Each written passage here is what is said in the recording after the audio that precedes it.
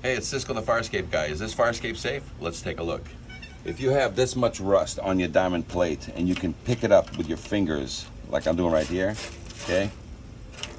So you've let that go too long. That's 25 to 50 years worth of growth, okay? So internal rust, that's what material happens. That's called material loss.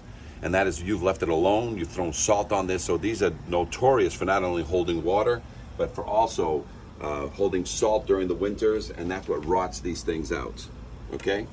So if you have something similar to this, what you want to do is take a picture, send it to your landlord, send it to your management company. They ignore you, you send it to the fire or the building department, because they'll help you resolve the issue, okay? The law is very clear. All fire escapes must be certified every 5 years and painted, and this has not been painted in the past 25 years.